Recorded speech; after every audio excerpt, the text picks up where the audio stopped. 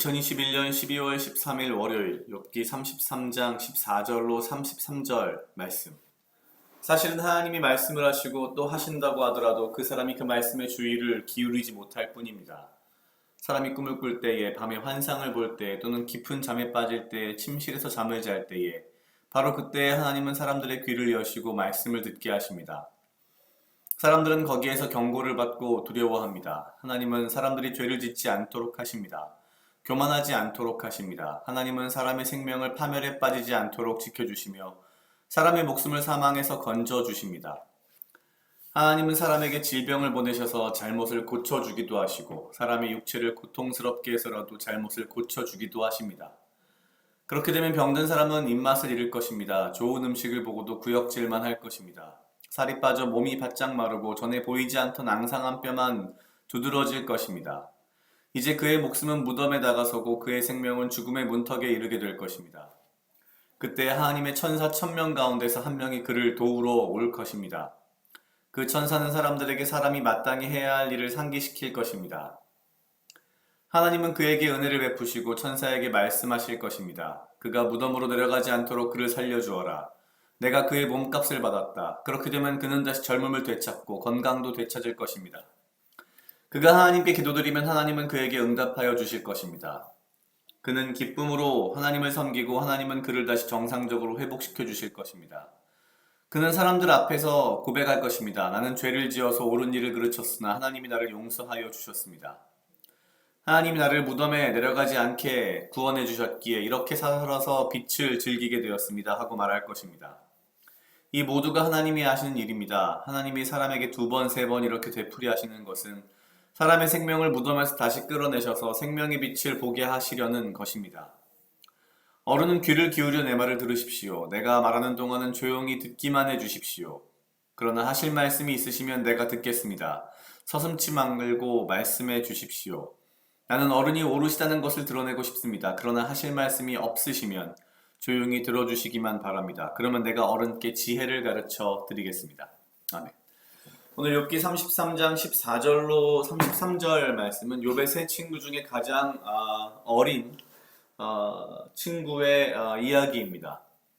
사실 다른 친구들의 어떤 관점들과는 다르게 사실 앞에서 욥의 이 고난의 상황은 욥의 죄 때문이다 라고 하는 기반에 근거해서 계속 이야기했다면 지금 오늘 우리가 보고 있는 이 말씀은 다소 관점이 다르긴 합니다. 하나님께서 예를 들면 욥에게 지금 현재 이러한 어려움을 주시는 것이 오늘 이 말을 주장하는 사람의 말에 따르면 사실상 그 인간의 교만을 그리고 그 사람의 잘못을 교정하기 위해 혹은 훈계하기 위해 뭔가 고난을 주었다라고 지금 주장하고 있습니다.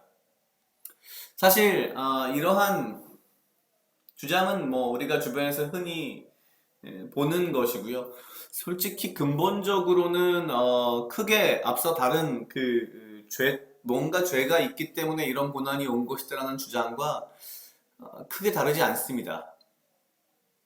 여기서 이러한 관점을 가지고 하나님을 바라보는 것이 되게 뭐가 잘못됐다라고 말할 수는 없을지 몰라도 상당히 미묘한 이 어감 사이에서 문제점들을 몇 가지 가지고 있습니다. 첫 번째는 사실 과연 결국 하나님께서 누구를 위하여 존재하시는가에 대한 문제인 거죠. 이러한 오늘 말씀의 관점에서 본다면 하나님은 내가 바른 길을 가게 훈계하시는 일종의 부모와 같은 역할을 하는 것으로 보여지지만 실제적으로는 나를 위해 존재하는 신이 돼버리는 거죠. 뿐만 아니라 내가 결국 결정적으로 죽음의 상황에 들어가게 되면 그것을 막아주어야 하고 그리고 오히려 내가 이 내용대로 뭔가 회개를 하거나 뭔가 다시 올바른 길에 돌아선다면 나를 위해서 나에게 축복을 하고 내가 무언가 굉장히 올바른 혹은 굉장히 옳은 궤도에 올라가도록 해 주어야 하는 존재가 바로 하나님이 되어버립니다. 사실 현대 기독교가 가지고 있는 가장 큰 어떤 미신적인 부분이라고 한다면 사실 이런 부분이 아닐까라는 생각이 듭니다. 도대체 하나님이 누구를 위해서 존재하는가? 특히 이제 미국인들이 이야기하는 그 뭐 유명한 책들이 좀 있죠. 뭐 그런 책들에 보면은 마치 하나님이 나를 위해 존재하는 나의 뭐랄까요? 서포터 같은 그런 느낌인 거죠. 지금도 기억나는 어떤 문구가 있는데 뭐 하나님은 나의 최고의 쿼터백이다 뭐 이런 표현들을 쓰는데요. 미식 축구에서 쿼터백은 멀리서 공을 던져주는 사람입니다. 그럼 나는 그냥 달려가서 그 공 받아서 터치다운만 하면 되는 하나님이 나를 위해 존재하는 그런 존재인 거죠. 오늘 이 말씀도 그냥 보기에는 그저 뭐 맞는 말처럼 보일 수 있지만 사실 어떻게 보면 좀 더 교묘하고 좀 더 위험한 생각을 가지고 있지 않나라는 그런 생각이 듭니다. 하나님이 나를 위해서 훈계하시기 위해 나에게 뭐 병을 주시고 그리고 내가 그렇지만 죽음의 위협 가운데에 있으면 무덤에 내려가지 않도록 살려주어야 되고 그런 다음에는 젊음도 되찾아줘야 되고 건강도 되찾아줘야 되고 뭐든지 다 해줘야 되는 이건 굉장히 좀 어떻게 보면 더 위험한 생각이 아닐까라는 그런 마음이 듭니다. 어찌 보면 욥기를 통해서 우리가 욥의 고난에 너무 집중을 하다 보니 자꾸 진짜 욥기가 말하고자 하는 핵심에서 벗어나는 것 아닌가라는 생각이 듭니다.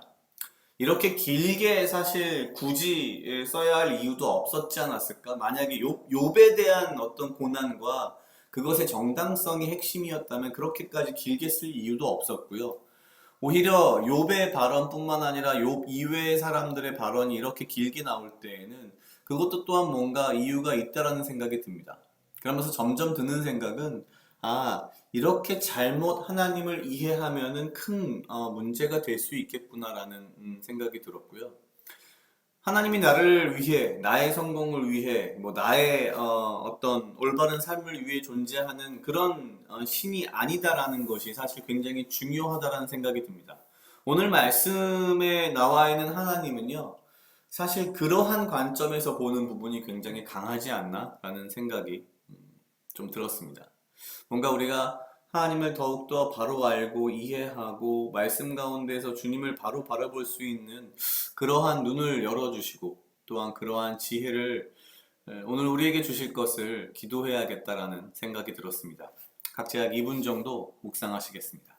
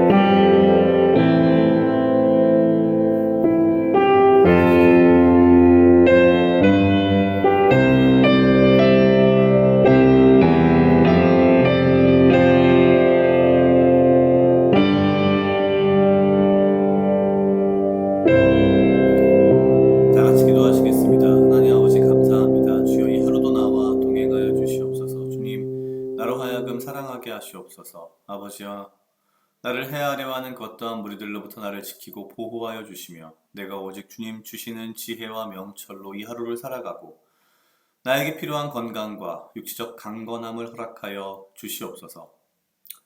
주님 내가 주를 바로 알게 하시고 주의 말씀 가운데에